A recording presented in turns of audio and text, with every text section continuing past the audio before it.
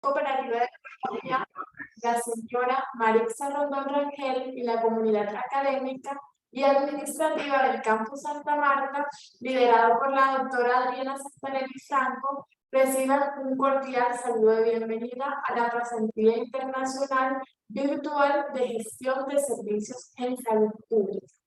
La Facultad de Enfermería de la Universidad Cooperativa de Colombia, Campus Santa Marta, con el apoyo de las coordinaciones de internacionalización y multilingüismo del campus, realizan este evento con el propósito de propiciar espacios académicos para fortalecer competencias en ciudadanía global en la comunidad académica de enfermería. Asimismo, se busca fortalecer estrategias que permitan la interacción con los países vecinos. Este año nos acompañarán colegas expertos en sus áreas de ejercicio profesional, estudiantes, egresados y docentes de la maestría en salud pública de la Escuela de Posgrado de la Universidad Norbert Wiener de Perú. Antes de dar inicio al conversatorio, saludamos a nuestros directivos, invitados especiales y asistentes que nos acompañan esta noche. La doctora Dorian Camacho, decana de la Facultad de Enfermería, la enfermera magíster Rosanita Lineros Ortega, enfermera auditora y consultora de AO Ritz Servit Colombia, y a la enfermera magíster Rosamalia Martínez, profesora de la Facultad de Medicina de la Universidad Cooperativa de Colombia. Asimismo, saludamos a los asistentes que nos acompañan a través de los diferentes medios, Zoom, YouTube y Facebook, dando inicio así a la Pasantía Internacional Virtual en Gestión de Servicios en Salud Pública, escuchando a la decana de la Facultad de Enfermería de la Universidad Cooperativa de Colombia, Dorian Camacho Rodríguez. Adelante, doctora Dorian. Bueno, muchísimas gracias. Como ven, hoy estamos compartiendo el espacio. Ella se queda, la profesora Jennifer se queda con ustedes como presentadora en esta jornada. Doctora Rosa Isabel, como siempre, muchísimas gracias por confiar en nosotros para poder brindar este tipo de espacios a la comunidad académica de la Universidad Norbert Wiener. Quiero contarle a todos los estudiantes que nosotros somos de la casa, tenemos una relación de ya más de 10 años con la Universidad Norbert Wiener y hemos trabajado en diferentes proyectos académicos, de investigación, de proyección, como lo que estamos haciendo ahora mismo. Y para nosotros realmente es un honor que ustedes sigan creyendo en nosotros y que ustedes consideren como una oportunidad de aprendizaje este espacio académico que nosotros les ofrecemos con ayuda de todos nuestros amigos y aliados que hoy con todo el cariño esta semana van a estar compartiendo sus experiencias y sus conocimientos. Importante pedirles un par de asuntos relacionados con la logística de la semana. Importante que ustedes diligencien la asistencia en cada una de las jornadas. Nosotros estamos compartiendo la asistencia en cualquier momento previo a las 9 de la noche, estamos compartiendo el link de asistencia y ustedes deben diligenciarlo, porque de hecho es requisito para poderlo certificar. Ustedes hicieron una preinscripción a través de un enlace que nosotros le hicieron. La inscripción formal en la plataforma la hacemos nosotros acá en la facultad a través de nuestro secretario, así que a ustedes les va a llegar un mensaje de la universidad diciéndoles que están inscritos oficialmente. Y más o menos en el transcurso de un mes, que es lo que se demora el trámite administrativo, estarán ustedes recibiendo sus certificados vía correo electrónico, previa verificación con la doctora Rosa, porque siempre lo auditamos antes de enviarlo, verificamos que efectivamente ustedes hayan cumplido con el compromiso de estar en la actividad académica y de participar activamente. Nosotros entendemos que a veces pues por cuestión de tiempo es complejo poder estar presente toda la jornada. Lo que vamos a hacer es que vamos a disponer también de las grabaciones de forma virtual a través del canal de YouTube para que ustedes puedan posteriormente también consultarlo y puedan de pronto volver a escuchar algo que les haya resultado a ustedes de sumo interés, porque al final además en la última evaluación, en la última asistencia les incluimos un par de preguntitas para conocer su percepción respecto de su participación y de la experiencia que han tenido con el sistema de salud de Colombia y con estos conocimientos que buscamos transmitir y estas experiencias a través de los invitados que nos acompañan noche a noche. Así que muchísimas gracias por acompañarnos. Para nosotros es un gusto, un honor tenerlos a todos ustedes. Decirles que las puertas de nuestra casa están abiertas no solamente de forma virtual, sino de forma presencial.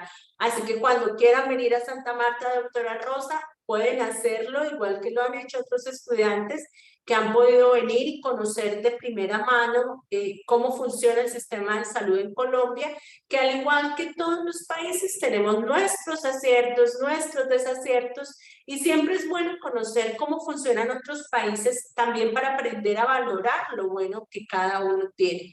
Y efectivamente nosotros que hemos estado cerca del ejercicio profesional de enfermería y de otras profesiones en Perú, sabemos de todos los aciertos que ustedes han tenido y esperamos pues que a través de esta experiencia ustedes puedan comparar, aprovechar lo bueno, ver de pronto, valorar lo que ustedes están haciendo bien también y aprovechar toda esta experiencia para su ejercicio profesional.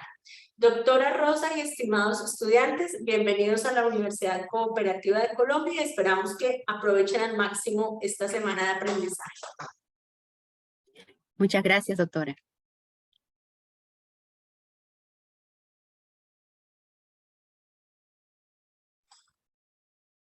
Muy bien, gracias decana por sus palabras, así es. Desde la Universidad Cooperativa de Colombia damos oficialmente la bienvenida a la Pasantía Internacional de Gestión de Servicios en Salud Pública. Asimismo, sabemos que la gestión de la salud pública es un conjunto de procesos que, bajo la dirección y liderazgo de la autoridad sanitaria, buscan que todos los actores del sistema de salud logren resultados en salud mediante el desarrollo e implementación efectiva y eficiente de las políticas, planes, programas y estrategias de promoción de la salud y gestión del riesgo en el marco de las competencias de cada uno de ellos. Es por ello que el día de hoy nos acompaña la enfermera magíster Rosanita Guineros Ortega. Ella es magíster en gerencia de servicios de salud por la Universidad San Martín de Porres, especialista en gerencia de la salud por la Universidad del Norte y certificada como verificadora de las condiciones de habilitación en salud por la Universidad CES. Asimismo, se ha desempeñado como auditora en salud en la Universidad de la Costa Caribe, coordinadora de planes de beneficios en salud, o EAPB, de AO Colombia, y esta noche disertará acerca del tema del Sistema General de Seguridad Social en Colombia. Adelante, enfermera Rosanita Guineros, y bienvenidos a todos. Buenas noches, Jennifer. Muchísimas gracias. Decana Doria, gracias nuevamente por invitarme. Es un gusto participar con la Universidad Norbert. Creo que el año pasado estuvimos también convocados, hice parte de este curso. En esta oportunidad, pues el tema, como lo ha dicho la profesora Jennifer, vamos a hablar un poco de seguridad social en salud. Quiero de pronto trasladarlos un poquito a lo que fue y lo que se está presentando actualmente en nuestro sistema, con este nuevo cambio, con esta administración que propone unos nuevos retos para hacer algunas modificaciones en salud, pero que a lo largo de todos estos años, aproximadamente 30 años, hemos ido haciendo un recorrido para el mejoramiento como tal de nuestro sistema, de una buena administración del riesgo, como lo mencionó Jennifer hace un momento, es clasificarlo, poderlo entender y poder brindar un sistema de seguridad integral a toda nuestra población colombiana, a todo el territorio colombiano. De pronto si no estoy mirando acá hacia la cámara es porque tengo otra pantalla por acá, no vayan a creer que de pronto estoy desviando la mirada hacia otro lado, sino que tengo una pantalla más grande para tener una mejor visual. No, Jennifer, profesora Rosanita, vamos a pedirle a soporte que por favor nos active la profesora Rosanita como coanfitrión para que ella pueda compartir su pantalla. ok, sí, ya les iba a preguntar sobre eso, cómo hacía. Voy a intentar aquí. No, no me deja. No, perdón, ingeniero que nos acompañe en soporte para que por favor nos den el rol como coanfitrión. Un momento, por favor.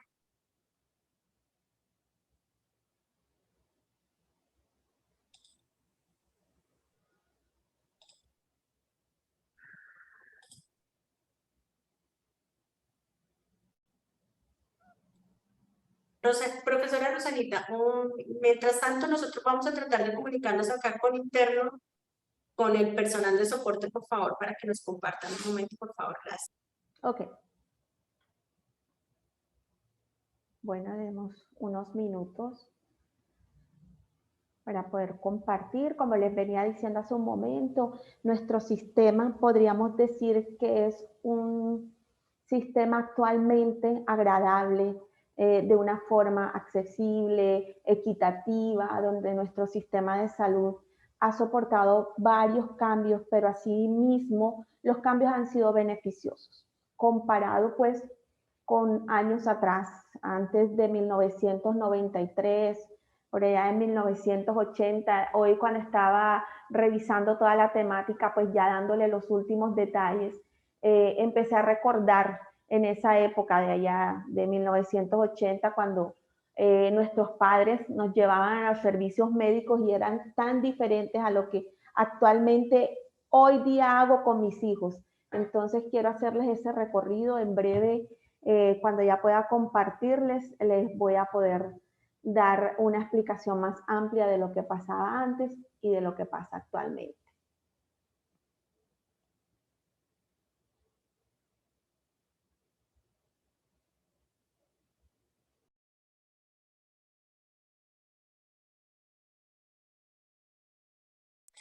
Listo, profesora Rosanita, ¿podemos verificar, por favor?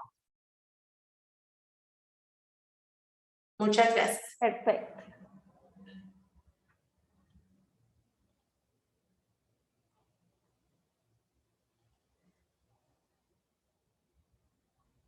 Permítanme un momento. Creo que ya lo pueden ver. ¿Me confirman, por favor? Sí, se lo puede ver. Ok, perfecto. Así como me presentó Jennifer hace un momento, soy enfermera máster en gerencia de servicios de salud por la Universidad San Martín de Porres de Perú. Maravillosa experiencia que tuve con la universidad, especialista en gerencia de servicios de salud. También soy auditora y soy actualmente certificada por la Universidad CES de Medellín como verificadora de las condiciones de habilitación en salud. Cuando nos certificamos es que el sistema nos permite a nosotros ser veedores de ese cumplimiento. No todas las personas que hacen auditoría o que hacen gerencia están certificadas para ser verificadores. Nos toca hacer un curso adicional o un diplomado específico para poder conocer estas condiciones y que nos permite pues asegurar la calidad en el sistema de salud. ¿Qué vamos a hablar o qué tema vamos a tocar hoy? El sistema de seguridad social en salud en Colombia. ¿Cómo estamos conformados y de dónde parte ese sistema? Quiero hablarles un poquito de la historia, qué es la seguridad social en salud como tal, qué es la ley 100, que es la que actualmente nos rige, y qué es el sistema obligatorio de la garantía de la calidad en salud. Bueno, hablemos un poquito de esa historia del sistema de seguridad social en salud. Lo que le decía hace un momento, anteriormente, antes del 1993, nosotros teníamos un sistema que se clasificaba según la estratificación, es decir, el poder adquisitivo que tenía cada grupo poblacional. Teníamos un nivel alto que eran aquellas personas que tenían un acceso económico mayor, tenían ese poder adquisitivo de comprar una medicina prepagada, de no tener que pensar en que no tengo el dinero para poder tener acceso a ese servicio médico.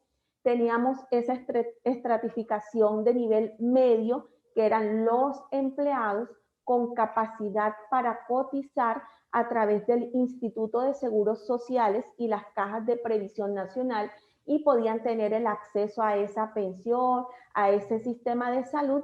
Y teníamos también esa estratificación de nivel bajo, que no tenía cobertura, que era muy poco el acceso al sistema de salud, y que en ese momento teníamos hospitales públicos, y a esos hospitales públicos tristemente se les llamaba hospitales de caridad, para aquellas personas que no tenían los recursos y podían acceder a ese servicio. En ese entonces, y señalo aquí un 40% off, o sea, un 40% nulo, que el sistema podía cubrir a esas personas de estrato bajo. Es decir, que era prácticamente inalcanzable por allá en 1980, hacia atrás, 1970, que esas personas de escasos recursos pudieran tener ese acceso a ese sistema de salud o a ese sistema pensional. Ya cambia luego con la entrada en vigencia a ese sistema integral de seguridad social en salud en 1993. Desde 1991 se empieza a crear y se empieza a estudiar este sistema, y solamente hasta 1993 se logra la entrada en vigencia. Es la famosa y llamada Ley 100, en donde nos dice que el sistema integral de seguridad social es el conjunto armónico de entidades públicas y privadas, con unas normas y unos procedimientos que me permiten acceder a ese sistema de salud. ¿Cómo está conformado? ¿Con qué regímenes específicos está conformado? Está conformado por salud, pensión, riesgos laborales, subsidio familiar y servicios sociales complementarios. Hace un momento les decía que estamos clasificados por una gestión del riesgo. Cuando nosotros nos hablan de gestión del riesgo, automáticamente nos podemos trasladar a problemas asociados con el clima, a problemas asociados de fusiones, de terremotos, de situaciones diferentes al sistema de salud. Pero resulta que entra en vigencia este sistema integral de seguridad social en 1993, y lo que hace es una clasificación del riesgo que va relacionado al entorno, que va relacionado a la población. ¿Qué está pasando con la pensión? ¿Cómo está la situación actual de poder acceder al sistema de salud? ¿Cómo me clasifican los riesgos laborales? ¿Será que si tengo un accidente laboral me lo puede cubrir el sistema de salud normal o mi sistema de pensión normal? Ese subsidio familiar o esa compensación o esos servicios complementarios, ¿cómo hacemos para que la gente tenga ese acceso y poderles ayudar en este sistema, y que no nos quede ese grupo poblacional vulnerado que no tiene ese acceso? Este sistema que cubre unas eventualidades que van asociadas a la alteración de la salud, a la incapacidad laboral, al desempleo, a la vejez, a la muerte. Son muchas las protecciones que tiene este nuevo sistema, pues hablemos de nuevo desde 1993, y que paulatinamente se ha ido mejorando. ¿Qué nos hace? Integrarnos, pero clasificar el riesgo, no sería como un todo. Anteriormente, pues, si había un accidente laboral, era atendido por ese sistema de salud, que podía tener el acceso esa persona cotizante, ese trabajador cuyo estrato era medio y que tenía la capacidad de cotizar y poder tener ese servicio. Pero aquella persona cuyo trabajo era informal, que no tenía ese acceso a esa cotización, podía tener esa situación vulnerable, que no iba a tener ese acceso y no iba a tener esa protección como hoy día la tiene el sistema.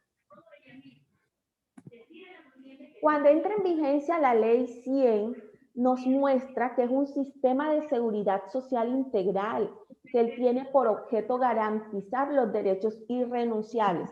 Es decir, que yo como trabajador, dependiente o independiente, no puedo renunciar a esos derechos.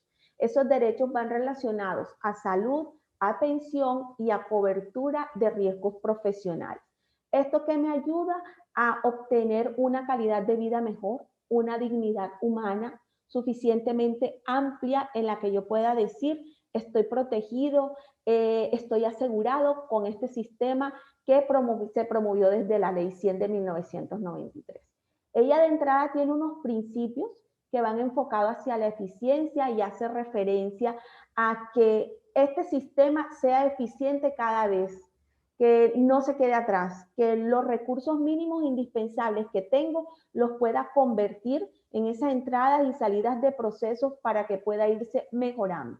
Que sea universal, es decir, para todos, nadie puede quedar por fuera de este sistema. Solidario, cada día nos compenetramos cada vez más para que este principio de solidaridad vaya integrado, se vayan integrando y vaya siendo armónico, sea una unidad. Cuando hacemos referencia al principio de unidad, es que desde nuestro gobierno hacia nuestra población sea todo unificado y que los participantes no solamente sea desde una línea directa, que es solamente el gobierno el que puede decidir.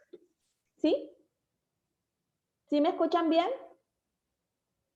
Sí, se escucha. Sí, se escucha bien. Ok, perfecto. Sí, escuchamos claro. Ok.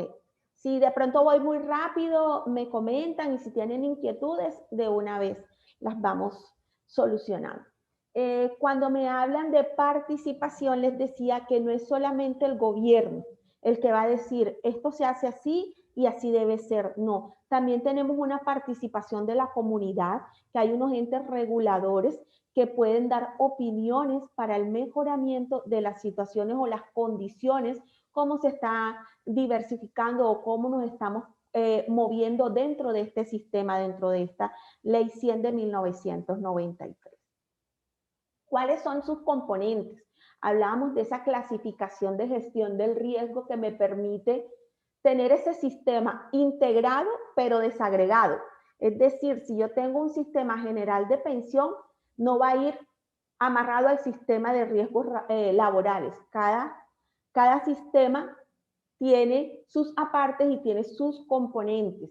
Es como dice muy bien claro, dice Sistema Integral de Seguridad Social en Salud, pero va desagregado por cada sistema. Son estos los componentes, son 4 componentes en un libro que está compuesto por 5 grandes capítulos, y el primero es el Sistema General de Pensiones.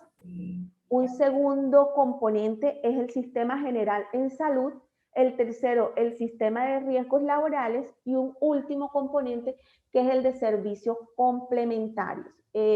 Dicta de 5 libros la Ley 100, y ese 5.º libro lo que hace es decirnos o hablarnos de las disposiciones finales como tal, previamente leído o estudiado el sistema completo.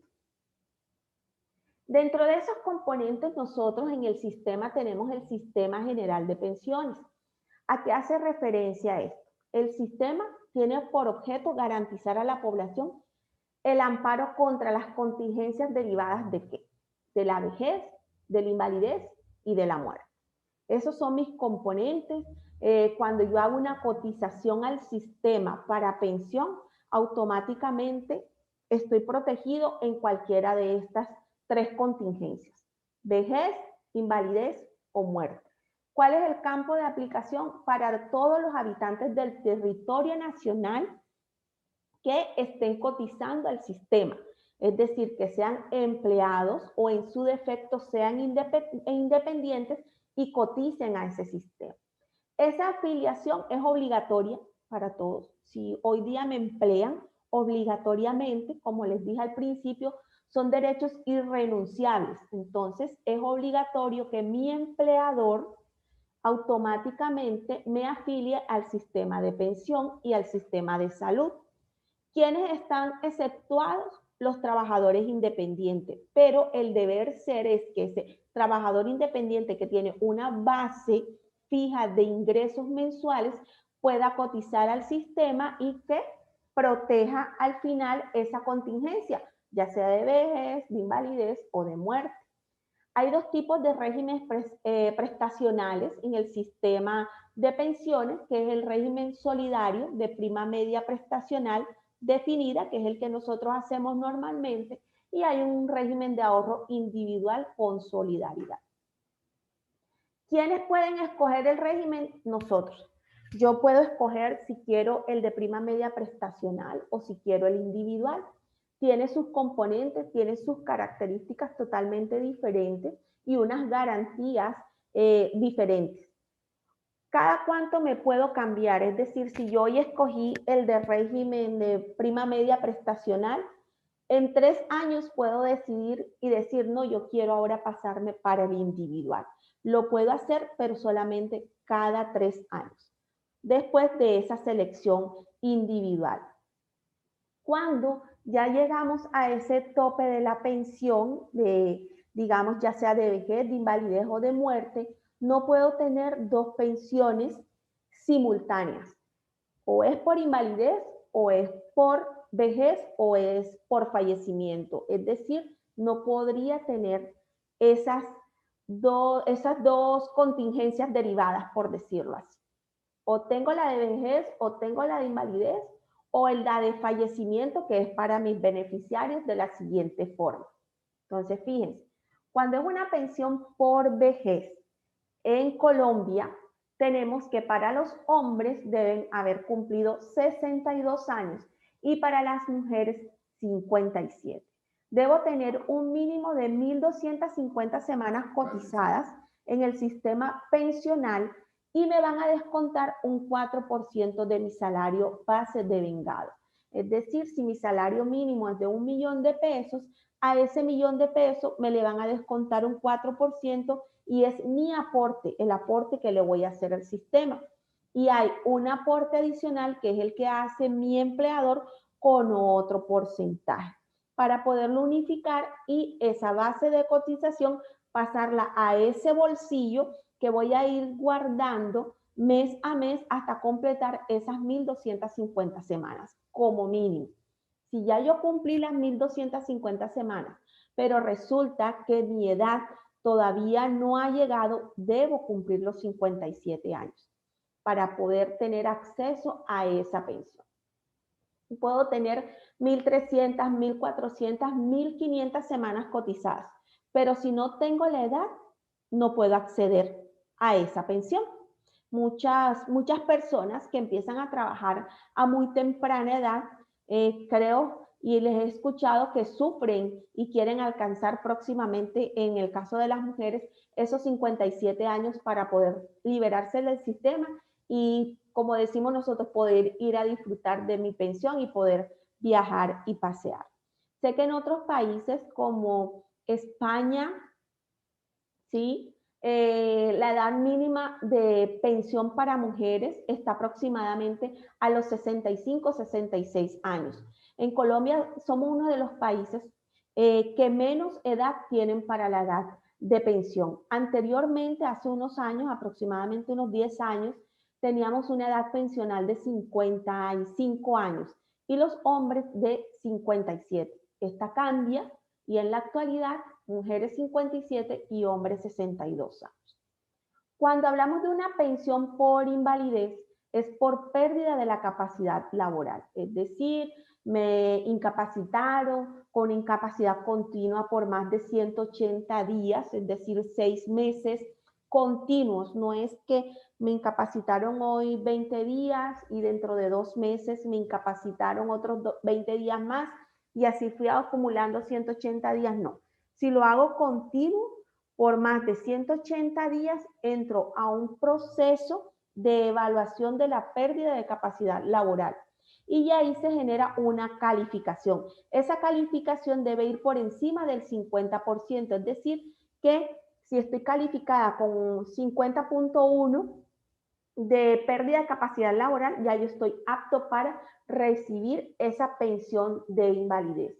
Como les decía hace un momento, no puedo tener la pensión de invalidez y la pensión por vejez. Solamente puedo tener una de las dos contingencias. He tenido casos y lo vivencio cada día cuando hacemos las revisiones de calificación, en donde un hombre puede tener 38 años y es calificado por pérdida de capacidad laboral con más del 50%, a los 37 años ya se puede pensionar por invalidez. ¿Esto quiénes los evalúan? La Junta Regional o la Junta Nacional de Calificación de Invalidez. No es que yo fui y dije, no, es que me incapacitaron por 180 días, ya me deben pensionar. No, eso lleva un proceso de pares médicos, de ciertas especialidades, donde revisan la historia clínica, donde le dan un porcentaje, por ejemplo, si es caso de hipertensión por estrés. Me invento esto, hipertensión por estrés, me dan un 20%. Manguito rotador porque me duele el hombro o porque el movimiento repetitivo hizo un daño estructural en mi sistema óseo y muscular, me dan un 25% de calificación. Entonces, cada uno tiene un porcentaje hasta que esta sumatoria me dé más del 50% de esa pérdida. Y ya quedó calificado y puedo acceder a ese plan de contingencia que es la de pensión por invalidez. Una tercera es la pensión por muerte o sobrevivencia. Una vez cotizado en el sistema como mínimo 25 semanas, esa persona que trabaja y que cotizó en el sistema mínimo 25 semanas y falleció, ¿a quiénes le queda esa pensión? A su esposa o compañera permanente. Esta debe certificarse o debe demostrar como mínimo 2 años de convivencia continua o el certificado de matrimonio para los hijos menores de 18 años y hasta los 25 años cumplidos o los hijos discapacitados con una permanencia sin límite de edad. Para los hijos menores de 18 años, pues su cuidador o su persona de apoyo es la que va a estar encargada del cobro de esa pensión. Para los hijos mayores, disculpe Percy, Jonathan. Percy, gracias. Para esos hijos mayores de 18 años, pues ya ellos por tener la mayoría de edad, en Colombia la mayoría de edad se da a los 18 años, ya pueden acceder al sistema y recibir esa mesada pensional. Y los hijos discapacitados no tienen permanencia en el sistema, no tienen límite de edad para seguir recibiendo esa pensión. Si ese hijo tiene una discapacidad permanente demostrable, calificada por la Junta de Calificación de Invalidez, puede permanecer en el sistema con una pensión vitalicia o de sobrevivencia, asimismo con la esposa o compañera permanente. Pueden llegar a los 60, 70 años cumplidos y esa pensión va a seguir allí. Si en caso tal esa persona cotizante fallece pero no tiene esposa, no tiene hijos, ni hijos discapacitados, no tuvo, están sus padres que podrán tener acceso si es demostrable que dependían económicamente de él, si esos padres no tienen ya una pensión como tal, esos padres están desprotegidos, automáticamente el sistema los acoge y por medio de una serie de requisitos entran ellos a recibir o a percibir esa mesada pensional. ¿Les queda clara esa parte? Todo lo que es el componente del Sistema General de Pensiones. ¿Tienen alguna inquietud, alguna duda?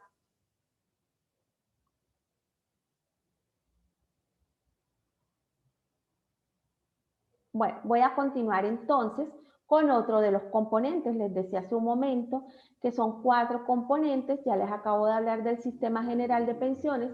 Ahora hablemos un poco del Sistema General en Salud. No sé si cuando hice la primera imagen de la diapositiva les decía que teníamos aproximadamente antes de 1993 más del 40% del sistema o de la población no estaba asegurada, no tenía un sistema de salud.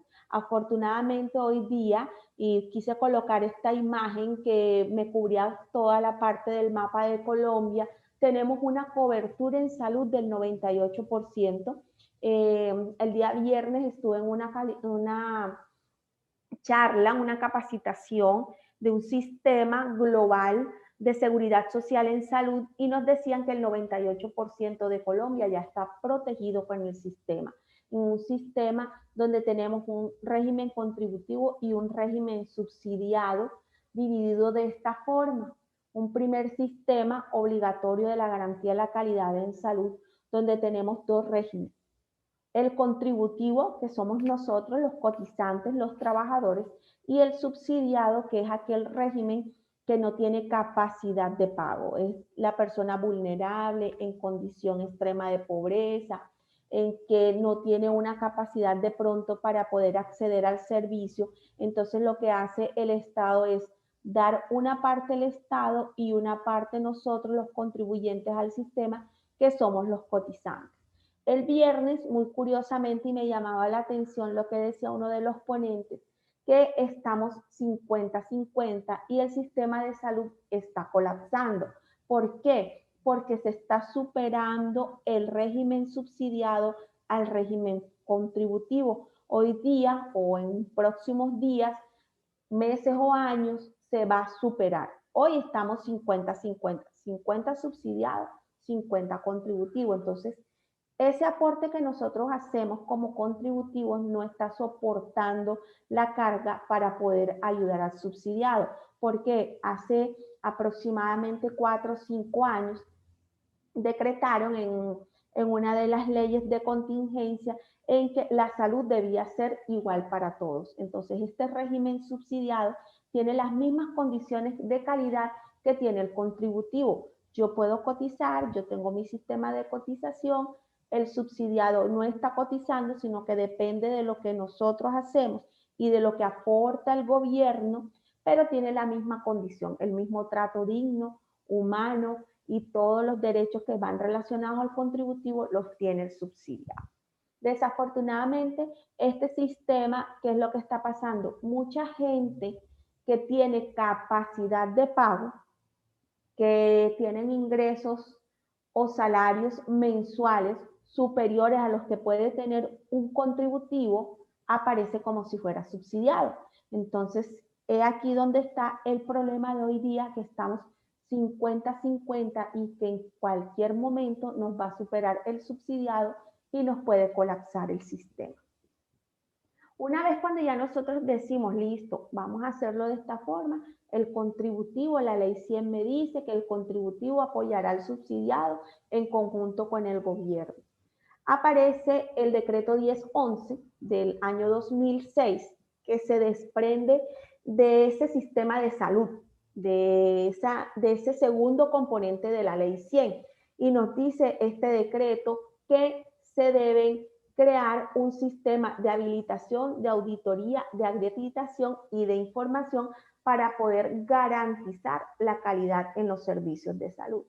Luego, en el 2007, una ley que es la 1122, que esta lo que hace es priorizar el mejoramiento en la prestación de servicios de salud y se crea un sistema de vigilancia, inspección y control por los entes reguladores. Es decir, lo que tengo aquí por medio de las entidades prestadoras de servicios de salud, en el 2007 se crea este sistema de inspección, vigilancia y control para poder revisar que realmente me estén dando esa garantía o esa calidad en ese sistema de salud. Y la ley 1438, que lo que hace es fortalecer el sistema de seguridad social en salud a través de un modelo de prestación de servicio público en el marco de la atención primaria en salud.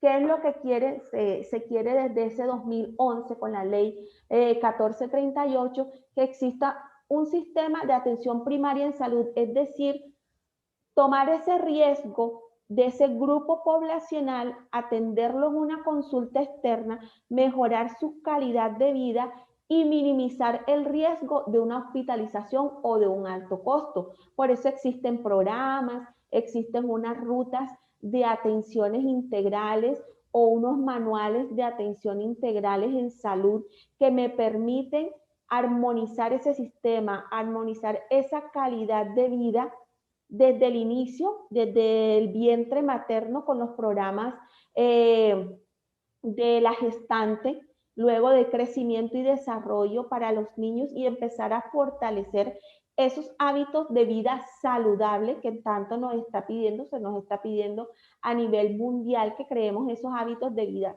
saludables. ¿Para qué? Para prevenir a futuro esas enfermedades de alto costo, enfermedades como la hipertensión, la diabetes, las enfermedades cerebrovasculares, todas estas que me generan un riesgo mayor en la salud y un riesgo mayor en el sistema porque son enfermedades costosas. Entonces, lo que hace esa ley del 1438 del 2011 es mostrarme una atención primaria en salud, tratar de fortalecerla, llevarla a la marcha y poder cumplir con ella para crear esos hábitos de vida saludables.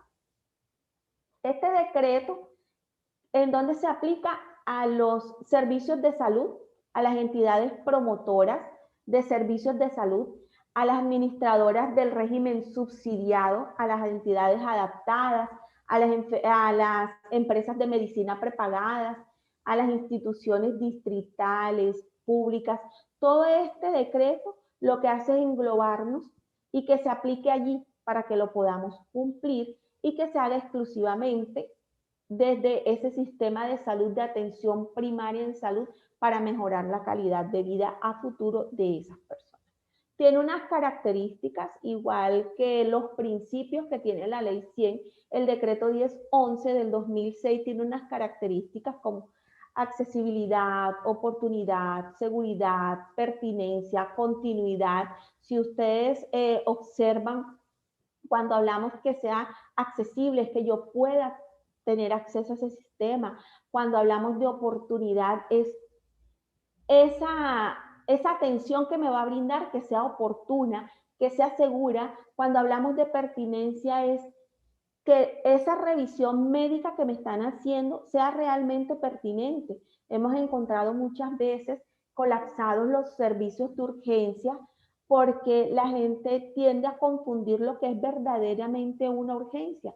Hoy día tenemos un sistema de clasificación de triage, no sé cómo lo llamarían en su país. El triage lo que me hace es una clasificación de las verdaderas urgencias y se va midiendo por tiempo. Entonces, aquellas que creemos que se pueden evaluar por consulta externa, el usuario fácilmente se puede quedar entre 5 y 6 horas esperando en una silla en urgencia. ¿Por qué? Porque esa atención clasificada en el triage no está dentro de las verdaderas urgencias. Entonces, lo que hace es que se remite ese paciente. Tenemos que concientizar a los usuarios de que sea pertinente. Una continuidad en el tratamiento. Eso nos pide la ley 100, no es que empecé el tratamiento y cambiaron el médico y entonces como cambiaron el médico ya yo voy a perder la continuidad, o no hubo el medicamento y entonces ya no me sigo tomando o haciendo ese tratamiento porque ya no hubo más. Entonces es garantizar esa continuidad y por eso se crea ese sistema de seguridad social en salud, para que no quedáramos como que en el aire.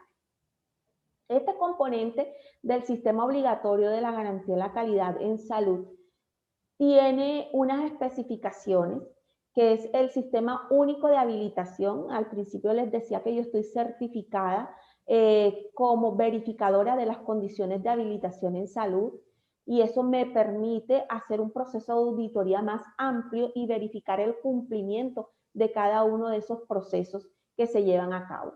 El sistema único de auditoría, el sistema único de acreditación y el sistema de información para la calidad. Solamente les menciono aquí muy corto porque sé que el tiempo es limitado y sigue una ponencia. Tenemos esa resolución 1043 donde nos dictan las condiciones de habilitación, una resolución 1441 donde reorganizamos unos estándares que me permite cumplir. Entonces, si observamos, entre cada 3 o 4 años hay renovaciones del sistema. Tenemos la 1441 del 2013, donde hablamos de los estándares, la 2003 del 2016, donde nos explican cómo los prestadores de salud se pueden inscribir al sistema de habilitación, y la 3100, que es la que tenemos actualmente, donde se adopta el manual de inscripciones para poder cumplir con ese sistema. ¿Qué se debe cumplir? Cada prestador de forma obligatoria debe cumplir unas condiciones de habilitación: capacidad técnico-administrativa, suficiencia patrimonial y financiera, capacidad tecnológica y científica, y dentro de esas tienen unos estándares de cumplimiento que se deben llevar a cabo tanto las entidades, las instituciones prestadoras de servicios de salud, como los profesionales independientes. Si un médico decide abrir un consultorio, automáticamente él se debe habilitar con estas condiciones porque es obligatorio para poder prestar ese sistema de salud con calidad. ¿Cuáles son esos estándares? De entrada, el talento humano. Se está luchando mucho por un talento humano que sea idóneo, que sea competitivo, que esté capacitándose continuamente para que no se vaya a perder, digamos, esa universalidad en los tratamientos, en la atención con calidad. También tenemos el de infraestructura, donde nos pide que debemos cumplir con unos requisitos mínimos para la atención en salud, al igual que la dotación, que hace referencia a todo lo que es la parte de ese carro de paro en un servicio de urgencias o en una unidad de cuidados intensivos o en un servicio de medicina interna, que esté bien dotado, que esté bien organizado, que esos medicamentos, insumos o dispositivos médicos estén actualizados, estén con mantenimiento. Un quinto, que es el de procesos prioritarios. En procesos prioritarios lo que hacemos es verificar las guías, los manuales y los procedimientos para la atención. Por ejemplo, si yo tengo un paciente respiratorio, mi servicio se encarga solamente de los pacientes respiratorios. Deben existir manuales y procedimientos para la atención de esos procesos respiratorios. Historias clínicas y registros, súper importante. 2019, sí, 31 de enero del 2019, entra en vigencia la historia clínica electrónica obligatoria. Es un trabajo que se ha venido haciendo durante muchos años, pero no se había podido cumplir a cabalidad. El 31 de enero del 2019 sale la resolución, que ahorita no recuerdo el número, me disculpan, la resolución donde nos indica que la historia clínica debe ser obligatoria electrónica para que me permita ser interoperable. ¿Qué quiere decir esto? Que si hoy día yo estoy en este sistema de salud y me quiero trasladar a otro sistema de salud diferente, entre las partes se pueda compartir la historia clínica. No eso de que el paciente va, entrégueme la historia clínica, doctor, por favor, imprímemela, o se perdió porque fue manual. No, hoy día debe ser software sistematizado para que pueda hacer una comunicación continua entre las IPS y las EPS. Y cuando hacemos referencia a la interdependencia de servicios, son aquellos servicios que no tiene como tal, que no son propios como tal de las instituciones prestadoras del servicio de salud, pero que sí lo tienen contratados. Bueno, mi institución es de primer y segundo nivel y ofrezco servicios de ecografía obstétrica, pero resulta que yo lo ofrezco, pero no tengo el ecógrafo. Lo que hago es contratar con esa interdependencia de servicios para poder prestar el servicio al usuario y garantizarle que sí le van a realizar esa ecografía. Así tenemos pactado y se puede manejar el sistema con estos estándares de habilitación. Es lo que me exige la norma y es lo que se debe cumplir. Es de totalmente obligatorio para que pueda surtir este sistema de salud. Dentro de esos componentes les hablaba del sistema único de auditoría, que lo que hacemos es revisar los tipos de acciones, las preventivas, las de seguimiento y coyunturales. Pues no me voy a detener mucho aquí porque de pronto me salgo un poquito del contexto. El sistema único de acreditación, que es de una forma voluntaria, que nos lleva a un nivel máximo de atención en salud. No es obligatorio, a diferencia del sistema de habilitación, único de habilitación, que sí es obligatorio. Esta no, el de acreditación es totalmente voluntario, que tiene unos principios de confidencialidad, eficiencia, gradualidad, es decir, si me acredito, debo ir cada día mejorando, no me puedo devolver porque se corre el riesgo de quitarle la acreditación. En Colombia aproximadamente tenemos 52 instituciones ya acreditadas con el sistema de calidad en salud y que nos permite tener un mejor servicio, que es lo que nos pide ese sistema obligatorio de la garantía de la calidad en salud que se desprende de ese componente de la ley 100. Y lo tenemos, 51, me pasé por uno, 51 instituciones acreditadas con la marca de excelencia y que es lo que busca seguridad del paciente, políticas y programas dirigidos a la humanización, que es en lo que estamos luchando cada día, y la gestión de la tecnología. Entre mayor tecnología de punta tengamos, va a ser mejor la atención en salud. Y el sistema de información para la calidad, encontramos un repositorio, un observatorio donde podemos encontrar toda la información que necesitemos al respecto de todas las instituciones acreditadas, los protocolos, las guías de prácticas clínicas, seguridad del paciente. Lo veamos ahí en el Ministerio de Salud y la Protección Social y podemos encontrar ese link. Continuando con esos capítulos de la ley 100, porque el de sistema de seguridad social en salud es un poquito más amplio y bueno, quise resumirlo, esto que les mostré aquí, lo quise resumir lo máximo posible porque digamos que es un componente muy amplio, muy bonito y que cada día vamos a ir mejorando y esperemos que así sea. El Sistema General de Riesgos Profesionales o Riesgos Laborales. Este sistema lo que hace es articular la prevención de accidentes y enfermedades laborales. Recuerdan que al principio les decía que teníamos una clasificación del riesgo. Mi primer riesgo es el de pensión, mi segundo riesgo es el de salud y mi tercer riesgo es el de riesgos profesionales. Entonces, ¿qué hace esto? Atender los siniestros ocurridos por un accidente laboral. Si de pronto voy caminando, bajando la escalera, me torcí el pie y estaba laborando, ¿quién me atiende? Mi aseguradora de riesgos profesionales. No me va a atender mi entidad promotora de servicios de salud. Lo que hago es tener en ese sistema porque mi empleador me tiene asegurado para riesgos profesionales. Entonces mi atención va a ser por ese sistema y fíjense que ahí inmediatamente clasifico el riesgo, es integrado, pero totalmente desagregado. Este sistema, ¿qué reconoce? ¿Qué me va a reconocer?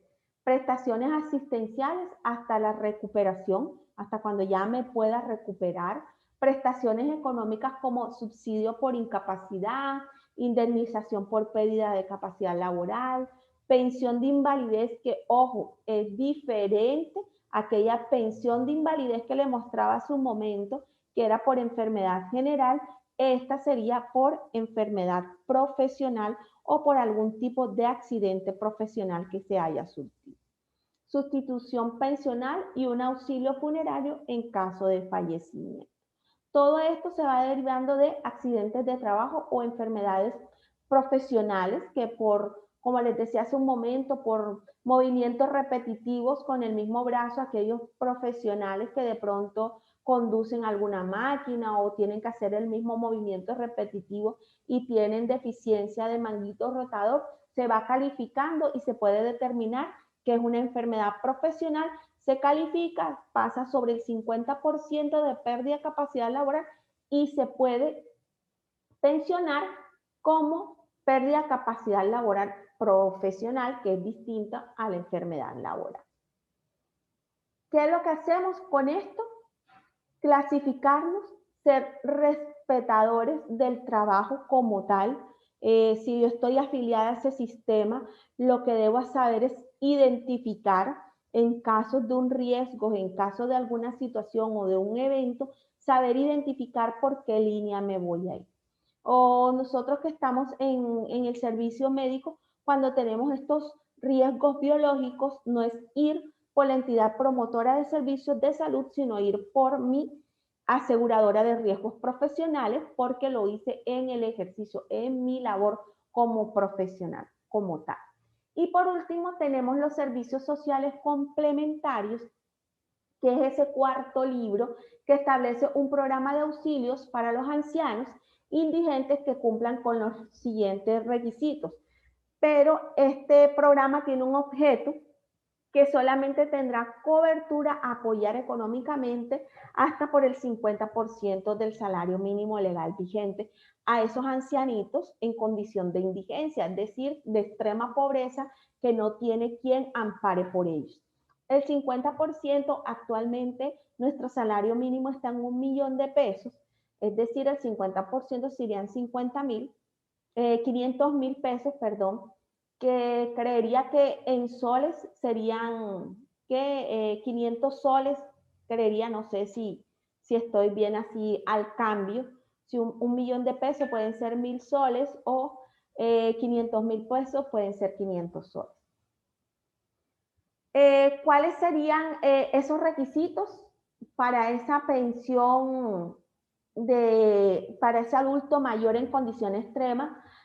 Ser colombiano, tener una edad mínima de 65 años y más, residir durante los últimos 10 años en el territorio colombiano, carecer de rentas o de ingresos suficientes para su subsistencia, residir en una institución sin ánimo de lucro, puede ser un asilo o una fundación para la atención de ancianos indigentes, que tengan limitaciones físicas o mentales y que no dependan económicamente de otra persona. No es que yo tengo mi abuelita y yo le puedo colaborar a mi abuelita y decido que no, sino que lo que hago es que la llevo para una fundación o para un asilo y la dejo allá para que la atiendan. No, todo ese sistema es revisado para que se pueda surtir en efecto cada una de estas condiciones.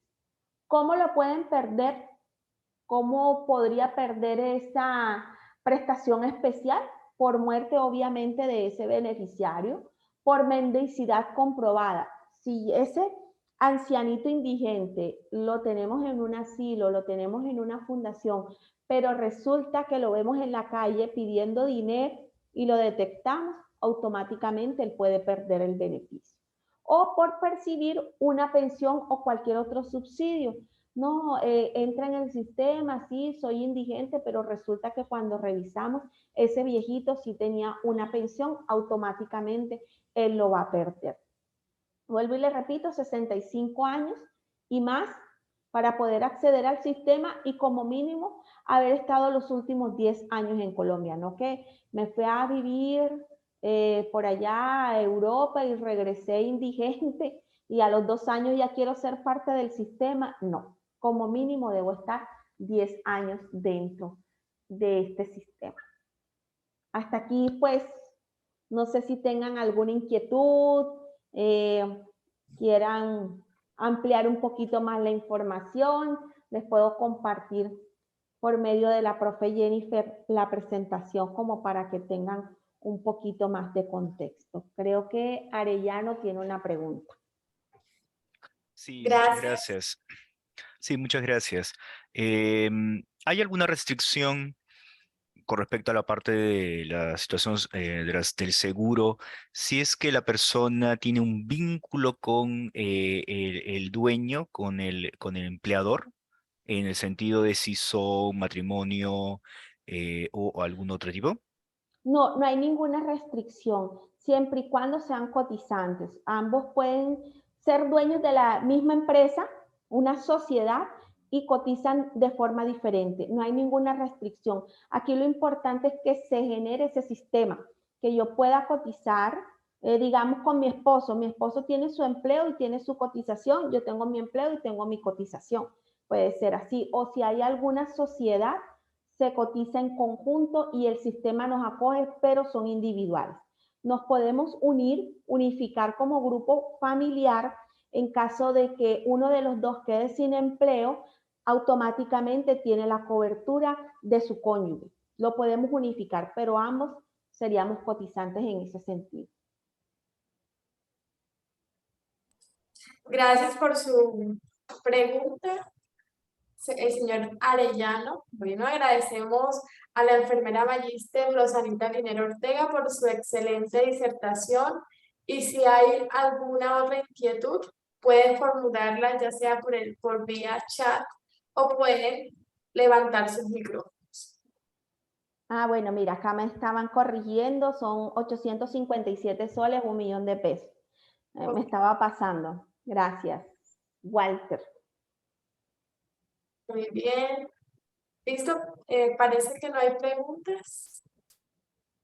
Ok, bueno, siendo así, continuamos con nuestra jornada del día de hoy. Muchas gracias nuevamente, enfermera magíster Rosanita Linero. Con Bueno, gusto, profe. muy Hasta amable. luego, que estén muy bien. Gracias por escucharme. Bueno, la salud pública, más que una disciplina científica, es un campo transdisciplinar en el que confluyen varias disciplinas que le dan un fundamento teórico y metodológico. También esta permite entender que es necesaria una función de integración y síntesis de las distintas disciplinas que convergen con el fin de lograr una visión de totalidad. Es por ello que el día de hoy nos acompaña Rosa Amalia Martínez, enfermera, administradora pública, magíster en salud pública. Se ha desempeñado como epidemióloga referente COVID en IPS Salud PIP de Ecopetrol y actualmente labora como profesora de la Facultad de Medicina de la Universidad Cooperativa de Colombia. Ella disertará el tema transdisciplinaridad de la salud pública. Adelante, doctora Rosa. Muchas gracias, Jennifer. ¿Me confirman, por favor, si pueden escucharme bien?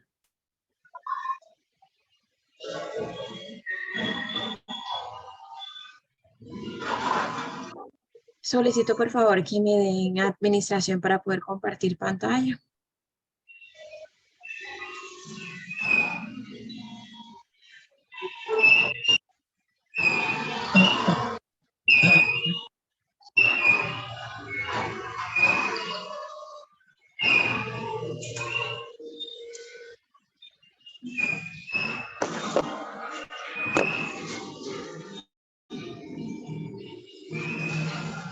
Ok. Listo, profesora Rosa. Listo. Ya estoy compartiendo pantalla. Me avisan, por favor, si pueden visualizar. Sí se visualiza. Sí, Ok, se visualiza. perfecto. Muchas gracias. Bueno, un placer estar con ustedes acá. Gracias por la invitación el día de hoy. Entonces, pues ya Jennifer me hizo la presentación. Sin dar más vueltas, vamos a continuar pues con esta temática del día de hoy. Para hablar de la conceptualización de salud pública, es importante tener en cuenta que el día de hoy vamos a hacer un enfoque, pero ese enfoque va a ir a partir de una renovación conceptual. Voy a solicitar, por favor, que cierren sus micrófonos. Andrés Ulises, te agradezco, por fin, que cierres su micrófono.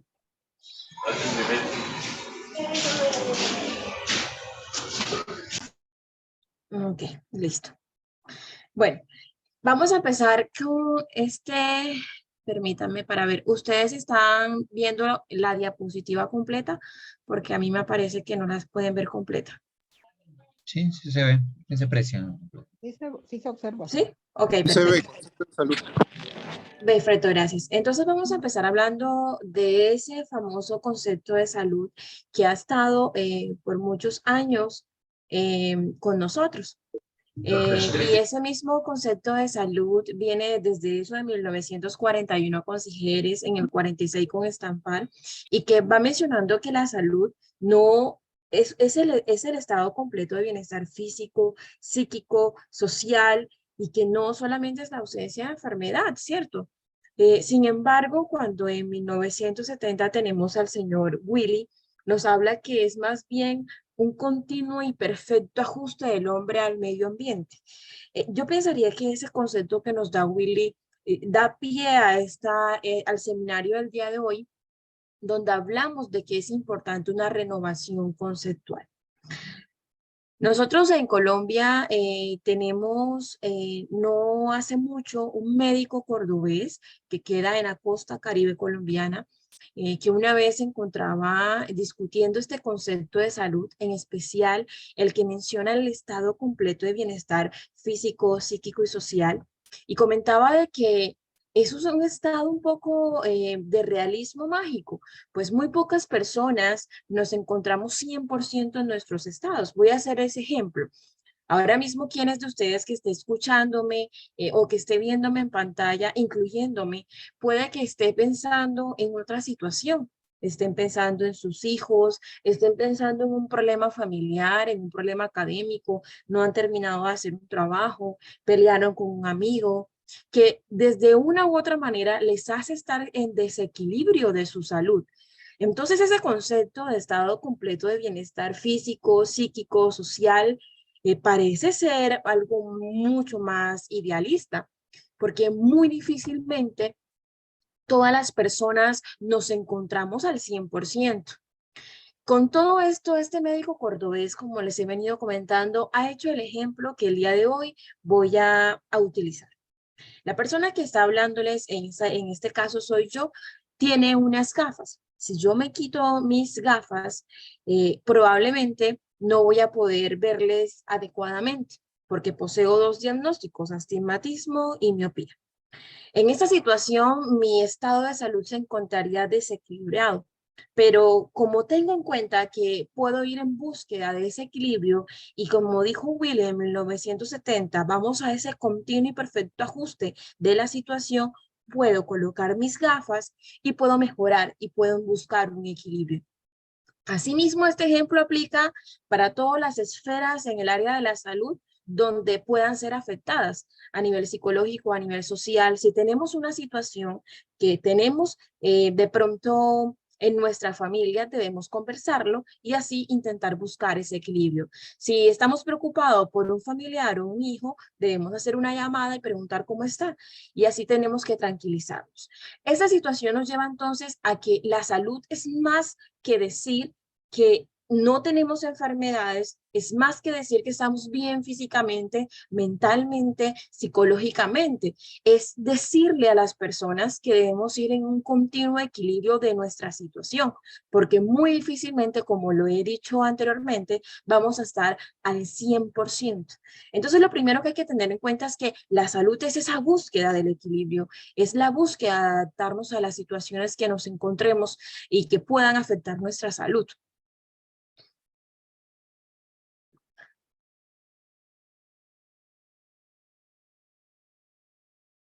Y que además de hecho, siempre nos preguntamos, ¿pero qué pasa con la salud pública?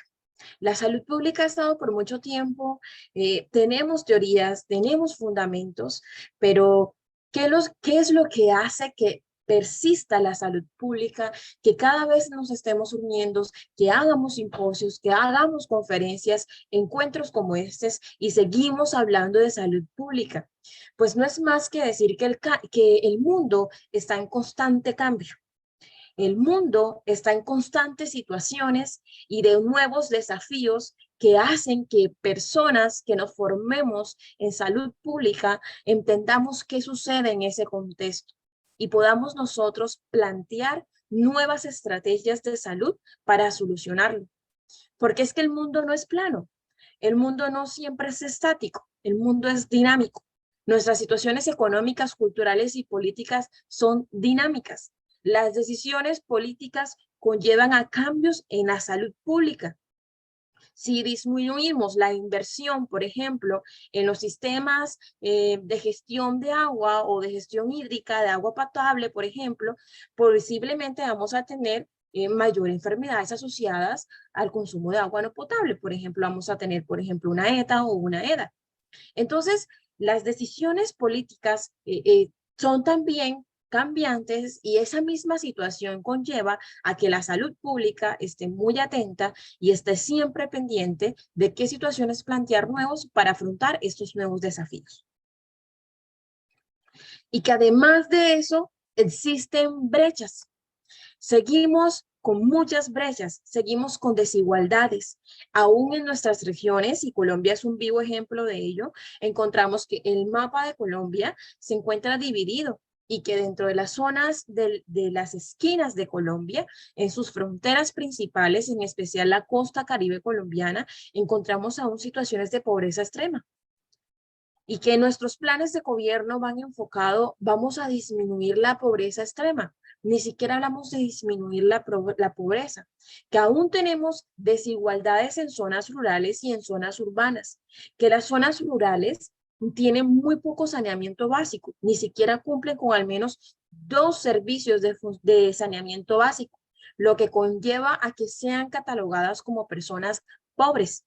Entonces, hay injusticia, hay brechas, hay inequidades y que por todo esto la salud pública está aquí.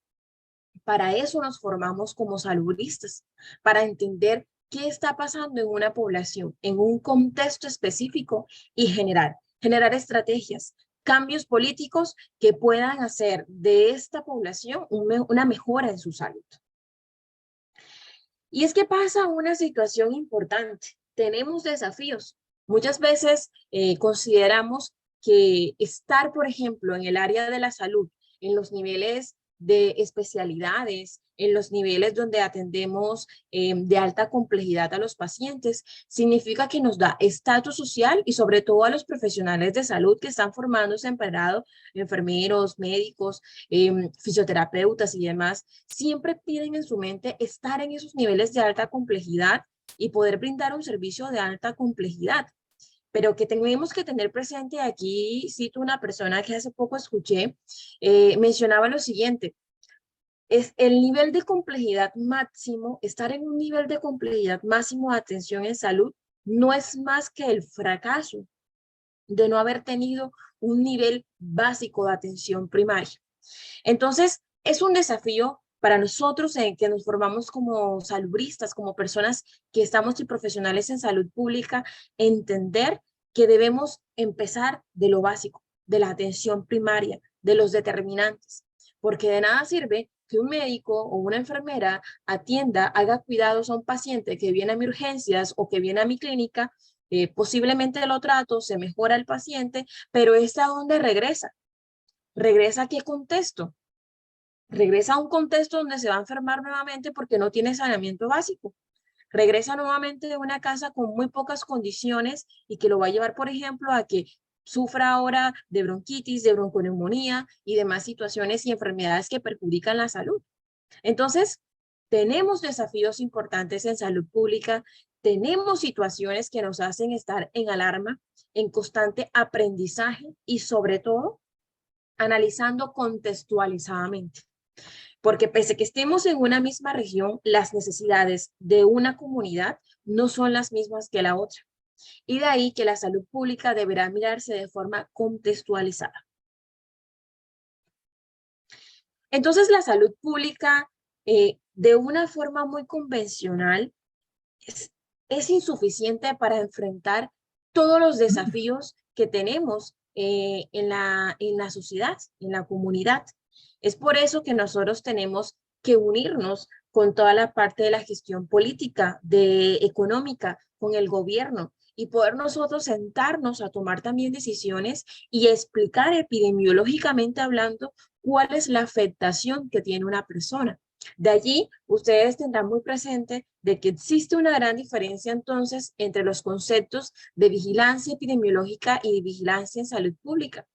La vigilancia epidemiológica no incluye la vigilancia en salud pública, porque esta primera se enfoca en dar datos de campo, datos de afectación que tenga una población en específico, tasas que nos hablen de forma objetiva. Y la vigilancia en salud pública, por otro lado, ya nos hablamos de programas de intervención, hablamos de tomar decisiones a partir de estos datos de vigilancia epidemiológica. Entonces, la salud pública no debe ser considerada que es una disciplina solamente autónoma, sino que es una disciplina que deberá alimentarse y trabajar de la mano con muchas otras. no mirándolo solamente desde un punto de vista interdisciplinario o multidisciplinario, sino transdisciplinario. Y aquí la importancia de esta conferencia. Voy a hacerles una pregunta y ustedes se responderán entre sí mismos. ¿Qué diferencias hay en trabajar de forma multidisciplinaria, interdisciplinaria y transdisciplinaria? ¿Cuál es la diferencia existente? El día de hoy les voy a traer la diferencia en estos conceptos y les voy a explicar por qué salud pública debe ser mirada desde una mirada transdisciplinar. Y la primera pregunta que debemos hacernos cuando entendemos estos conceptos es ¿cómo estamos trabajando en nuestros equipos de salud? ¿Cómo está trabajando nuestro gobierno, nuestros profesionales, de forma multi, inter o trans? Esta imagen que ustedes ven en pantalla es lo más cercano que pude investigar y traerles aquí sobre las diferencias objetivas entre cada uno de estos conceptos. Pero yo se los voy a resumir en otras palabras. Cuando nosotros hablamos de multidisciplinar e interdisciplinar y transdisciplinar, es importante tener en cuenta que ya allí hay trabajando varias disciplinas. ¿Listo?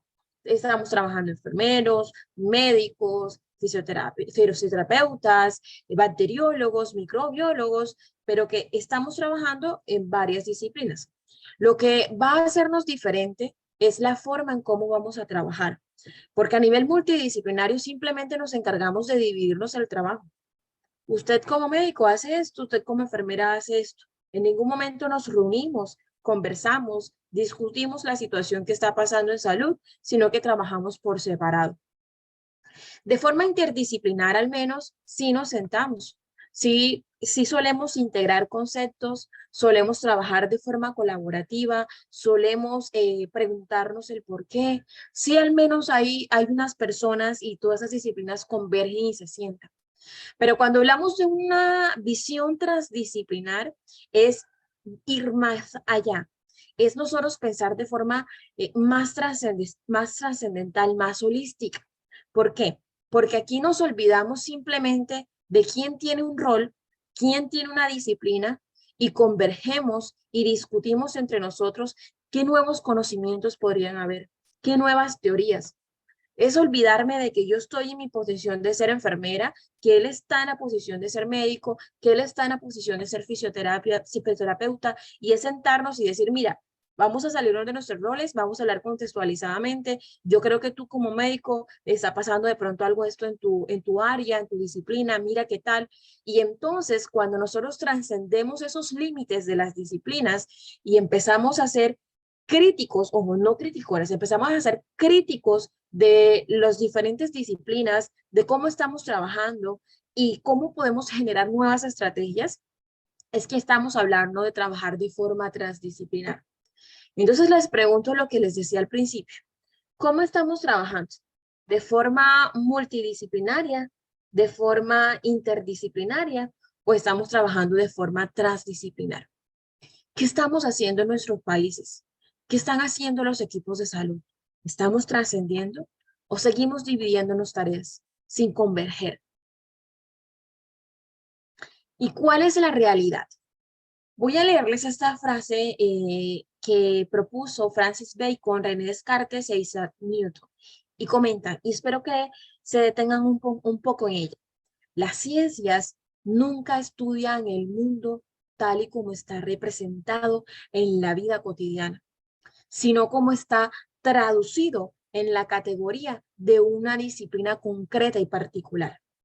Les pido que analicen mucho esa frase y que puedan nosotros interpretarla, porque la primera pregunta es, ¿será que usted en su formación de pregrado, como enfermero, como médico, como la profesión que tenga, usted está viéndola como le han enseñado en su universidad o en su escuela a pensar, o en realidad el mundo es así? ¿Acaso no te han codificado la forma en cómo ver una situación en salud, pero desde tu disciplina solamente? Es entonces que la salud pública propone que debemos estudiar el mundo, pero de una forma holística.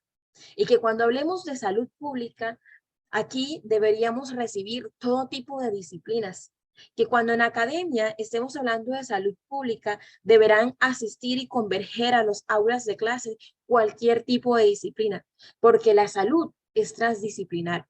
La salud pública es transdisciplinar. Tenemos un mismo objetivo y desde nuestras disciplinas debemos entender cuáles son sus fundamentos y poder trabajar en ello. Es por todo esto que todas las ofertas que encontramos de salud pública hablan que es transdisciplinar, que es un mundo donde podemos recibir cualquier tipo de profesionales de pregrado y que a la vez encontramos esto, que la salud pública es más, es una ideología, es otra profesión, es todo un movimiento. Es más que decir que es una disciplina, es mucho más y que estamos trabajando siempre en equipo. Puntos claves entonces hasta el momento. Les traigo 3 puntos claves. Primero, decirles que la salud pública no debe ser vista como simplemente una disciplina, que debe ser trabajada y vista de forma transdisciplinar. Que la salud pública no es un discurso homogéneo, en el que existe solamente un sentido único, que no es unidireccional, es multi. Y finalmente, que un enfoque transdisciplinar siempre nos va a mostrar la realidad en un contexto de una población y que esa misma visión transdisciplinar nos podrá hacer entender las situaciones que tenga una población desde diferentes puntos de vista y así generar estrategias claves para poder ayudar a esta salud que ha sido fragmentada. Es por todo eso que también, y añadiendo a este enfoque transdisciplinar de la salud pública, voy a traerles a partir de toda una revisión sistemática 3 modelos importantes en salud que podrán ustedes plantear al momento de hacer un análisis contextualizado. Tenemos el famoso constructo del modelo de creencias en salud, propuesto por Geoffrey, Irwin, Steph y Howe, y que todo esto lo hablan de que siempre tenemos que entender cómo una persona que está en la comunidad y que tiene una dificultad entiende por sí misma qué es la situación que está pasando. Y que una vez nosotros podamos entender cuál es esa contextualización propia, así podremos abarcar y generar una estrategia adecuada. Este es simplemente un esquema que traigo para mostrarle este modelo de creencias y cómo una persona percibe o no cuál es su susceptibilidad o una amenaza para padecer una enfermedad. Voy a hablarles de un modelo que aprecio mucho, propuesto por Laus Grants y Marshall Kreuter, y es el modelo precede-procede. Este es perfecto para todos ustedes quien quiere hacer intervenciones de campo en salud pública. Este modelo conlleva a específicamente 9 fases. Las 5 primeras fases es considerada el modelo precede y las últimas 4 fases es considerado el modelo procede. Dentro de las primeras 5 fases encontramos lo que es la evaluación. Una evaluación contextualizada de la comunidad. ¿Cómo está socialmente? ¿Cómo está epidemiológicamente? ¿Qué pasa ambientalmente? ¿Cómo es la educación? ¿Con qué políticas encontramos que se beneficia a esta población? Y que una vez nosotros podamos entender el contexto de esa misma, es que podemos llevar la siguiente fase, y es la de procede. Las últimas 4 fases, donde deberemos implementar las estrategias, evaluar ese proceso y evaluar el impacto y los resultados. Y eso me lleva a hacerles otra inquietud, otra pregunta. ¿Cuántos de los proyectos que se están llevando a las comunidades de nuestros países están teniendo en cuenta una evaluación? Esa parte del precede. ¿Acaso no estamos llevando los proyectos años tras años por costumbre y monotonía? ¿Sí estamos evaluando si ese es el proyecto que necesita esa población? Eso por un lado. Y por otro lado, una vez aplicamos el proyecto y supongamos que hagamos una evaluación previa, estamos evaluando el impacto. ¿Hay modificación de determinantes? ¿Estamos cambiando la base y las acciones de nuestra comunidad para que se mejoren por sí mismas y se empoderen? Entonces, ese es el momento de que nosotros, las personas que estamos formadas en esta área, tomemos vocería y que a partir de estos modelos entendamos que no podemos hacer estrategias porque han venido haciéndola varios años. No es por costumbre, es porque hemos evaluado, porque tenemos el conocimiento epidemiológico y estadístico para poder entender qué está pasando en la comunidad y a partir de ese concepto objetivo generar una estrategia y evaluarla. Evaluarla, entendiendo que la evaluación y el control son procesos dinámicos en todo proceso de administración y que esas fases importantes y bastante dichas desde Henry Fayol y Taylor sobre planear, organizar, dirigir y controlar, siempre va a estar el control en todas, porque tenemos que evaluarnos en todas las fases que hagamos. Voy a traerles por otro lado estos modelos importantes que son muy interesantes también cuando queramos saber cuáles son las alianzas en política pública que puedan tener una comunidad. Y aquí encontramos este cuadro donde ustedes pueden evaluar cuál es el enfoque, quiénes son los actores, cuáles son los niveles, los procesos y resultados para la política pública que tenga una comunidad específica o una región, cuál es la reglamentación, qué alianzas hay, cuál es el nivel de empoderamiento. Eso es una forma de también guiarnos para analizar y hacer ese diagnóstico. Y tenemos esto, que es una situación muy importante a la hora de nosotros tomar decisiones, para saber cómo debemos tomar una decisión en salud pública. Tenemos el famoso PUSI, o también conocido provisión, utilización, cobertura e impacto. Y básicamente nos dice qué es lo que tenemos que medir. En la provisión nos preguntamos ¿hay servicios disponibles en la comunidad? ¿Son asequibles? ¿Cómo es la calidad? Un ejemplo que les traigo aquí es, por ejemplo, con el control de enfermedades diarreicas o la EDA. En este caso miramos, por ejemplo, qué indicadores. ¿Cuántas instituciones ofrecen ese control de enfermedades diarreicas, por ejemplo, por 100.000 habitantes? ¿Cuál es la proporción poblacional que llega a estas instituciones? ¿Cuál es la proporción de profesionales de salud que están entrenados para atender esa enfermedad? Dentro de la fase de utilización, nos preguntamos bien, podemos que tengamos esos servicios, pero ¿son usados? ¿Cuántos son el número de atenciones que recibimos? Cobertura, ¿se cubre a la población objeto? ¿Estamos cubriendo a toda la comunidad o solo a una parte de ella? ¿Hay dificultades en la cobertura? Y en el impacto ¿hay mejora? ¿Estamos sembrando y haciendo un servicio adecuado que mejore la situación de salud? ¿O simplemente estamos haciendo servicios temporales que hagan un proceso paliativo de la salud, pero no de fondo? Entonces, es por eso que tenemos que hacer lo que esta evaluación permite, contextualizada, y poder entender cómo vamos nosotros a atender a nuestra comunidad. Finalmente, no está de más decirles que como saludistas estamos exhortados y estamos formados en servir. Hay un famoso libro y muy interesante que se llama Servir es mi ocupación. Y entonces la función de nosotros los saludistas, las personas que están formándose en esa área, es decirles que servir es nuestra ocupación, es nuestra esencia. Y que todo lo que hagamos siempre va a ir en pro de la comunidad, de ningún beneficio exterior, de ningún beneficio personal, de ningún beneficio empresarial o político, sino de un beneficio que tiene que ver a nuestra comunidad, porque nos formamos, trabajamos y siempre en pro de ella. Si no, no tenemos esencia. Entonces, esa es la intervención que el día de hoy he traído para ustedes. Muchas gracias.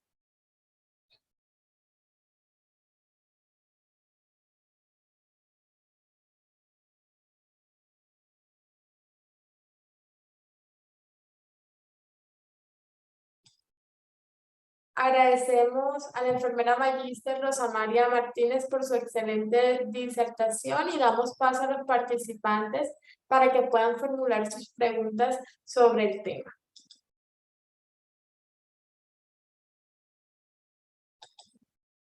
Asimismo, en el chat de la reunión está disponible el link de asistencia y quedamos atentos a las preguntas que pudiesen formular. Muchas gracias.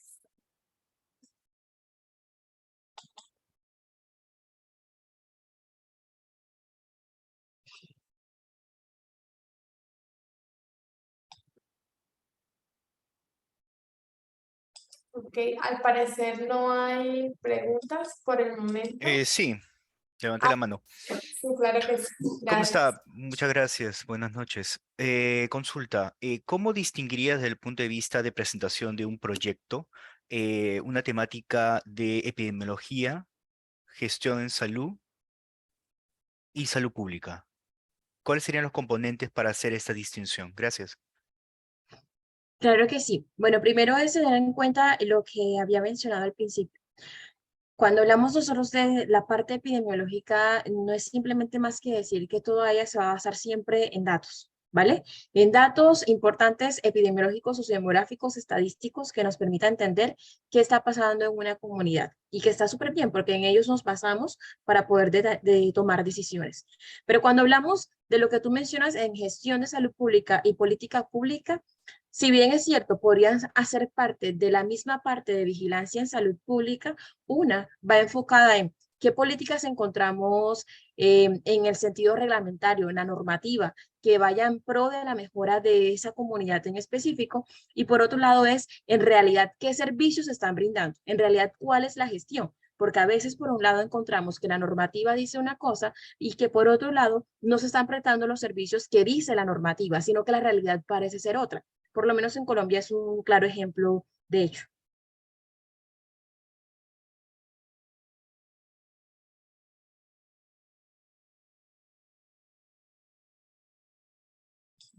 Muy bien, muchas gracias. ¿Alguna otra pregunta por el chat?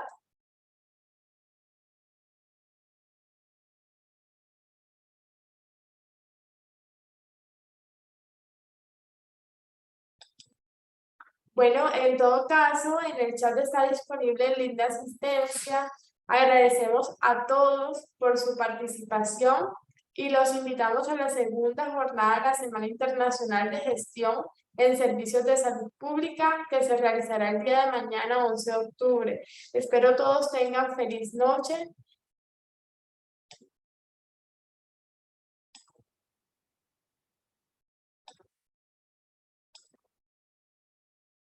Gracias, buenas noches. Muchas gracias, buenas noches. Muchas gracias, buenas noches. Muchas Gracias, gracias. pues, gracias, buenas noches, gracias. Muchísimas gracias, buenas noches. Buenas noches.